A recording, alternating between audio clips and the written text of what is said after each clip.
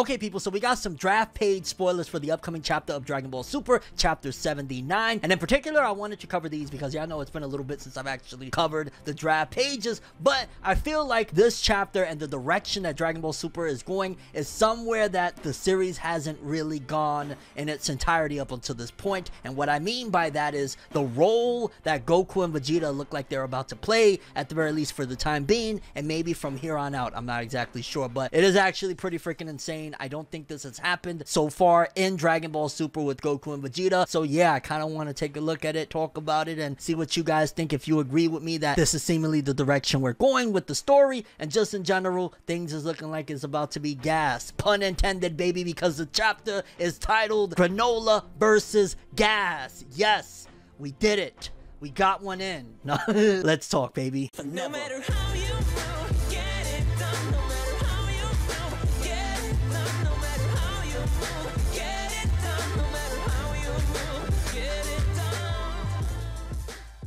Okay, people, like I said, we got the draft page spoilers, essentially 8 pages from the upcoming chapter of Dragon Ball Super, Chapter 79, and I ain't even gonna front with you guys. It's actually very interesting the direction it's going, and that's why I wanted to cover these, because it looks like it's not going to be, which is even shocking to say this, to be honest with you, but it's looking like it's not going to be the Goku and Vegeta show solely moving forward, because it seems as though, considering the fact that the way this arc has been set up was that, hey, Granola's the strongest in the universe, and even though we whipped out Ultra Ego, and Goku was like, yo, I'm rocking with this new version of Ultra Instinct, nevertheless, they still weren't enough to take down Granola. However, now where things is moving, the fact that Granola is moving from antagonist to an ally, it's looking like Goku and Vegeta might actually be playing basically secondary support, opposed to being the main enchilada, which is very, very different for Dragon Ball Super, that has been notoriously pushing that it is the Goku and Vegeta show, and ultimately the Goku show. Let's take a look. We got page numero uno, and it starts off with Alec looking very dubious. He's kind of reminded me, to be honest with you, of, if any Boruto fans are watching this, Jigen in the beginning of like the Korra arc, where he's just sipping wine, looking dastardly, not quite as elegant, I would say, as Jigen, but nevertheless, he's just like kicking back, chilling, sipping some wine while all of this catastrophe is going down. It's like he lit the match through it and walked away and kept it moving. Like, he's a dastardly dude, on top of the fact that he was one of the reasons why Gas is now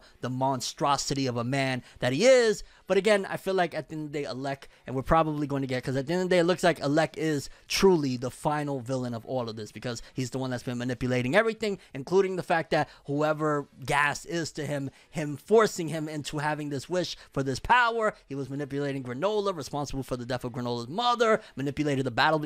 Damn, this dude was on some Eisen level manipulation. So that's the first page. Then we got the second page, and it looks like Alec is bothered by some information he has obtained. Again, I don't have the translations, but they're pretty self-explanatory. We see some of the other members of the Heaters. They're there. They're looking like they're talking crap to Monaito, and Monaito, possibly urinated himself. No.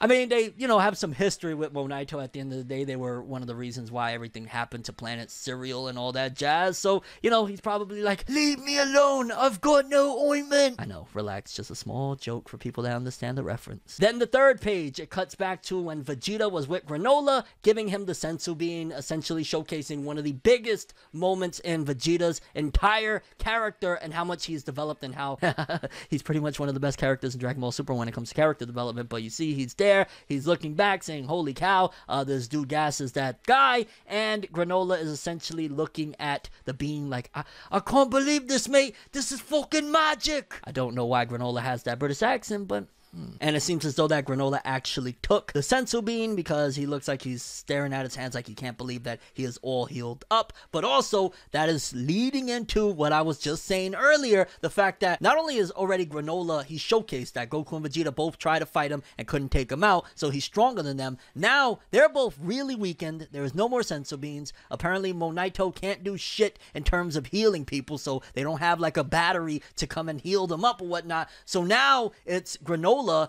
that is Big Daddy on campus. You know what I'm saying? Then we cut to the next page. It seems as though Granola is looking. He's like, okay, boom, I know what I gotta do. And he uses what looks like instant transmission in front of Monaito as one of the heaters is about to attack him. And yeah, it's going to be a different type of story. And what I mean by that is this has not happened in Dragon Ball Super to my recollection, where the narrative, even with Goku and Vegeta, is pushing them back to being secondary support characters. They're essentially just backup, but the man of the hour, as it stands right now, is Granola. Will they allow that to happen? Is that going to be the case? Is it going to be another case of like how they constantly tease that Vegeta's gonna have his moment? It's finally gonna be Vegeta. Oh, no, false alarm. False alarm, people, false alarm. Like, is that what we're having here? Which I wouldn't be surprised, because at the end of the day, for whatever reason, they're just hell-bent on, no, Goku-san! Then we cut to the next page, and it seems as though Granola is sending those heaters flying with fair ease, which at the end of the day, they weren't said to be strong or anything like that anyways. It was mainly always said that Gas was that dude, which I'm still wondering why the Bardock fight was off-screen. Is it going to be shown later on? Are they going to do some sort of special OVA showcasing what happened with Bardock? Or like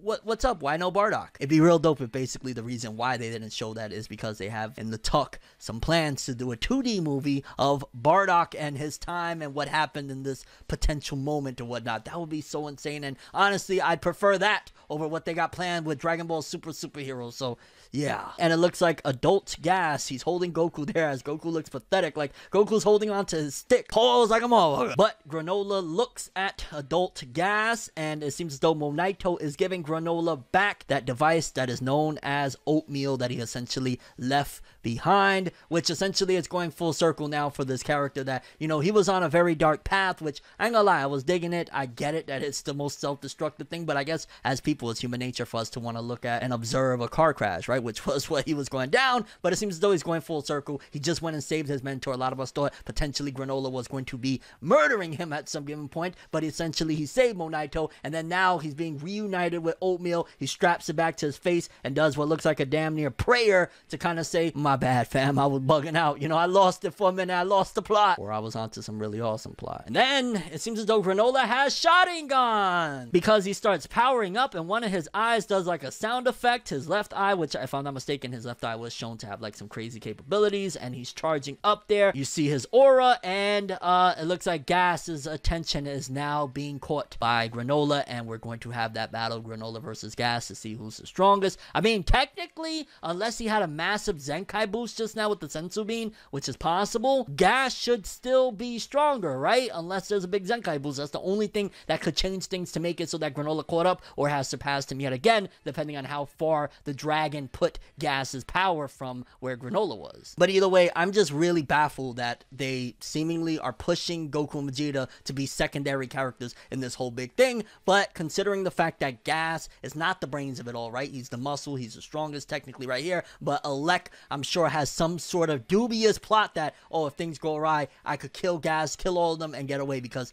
he's still really the big baddie of it all. He just doesn't have the muscle, as it seems at the very least right now, to do things on his own, so he's using Gas, and like, you give up your life, I'm gonna keep on doing my thing. But I'm curious what you guys think. How do you feel about Goku and Vegeta playing second fiddle, essentially, to Granola in this battle against Gas? Where do you think this is all going to go? How do you think this is all going to be settled against the heaters? And again, it seems as though it's crazy that the whole big battle against Granola is finally over. Granola's not going to be an antagonist any further, because now he knows the truth of what happened.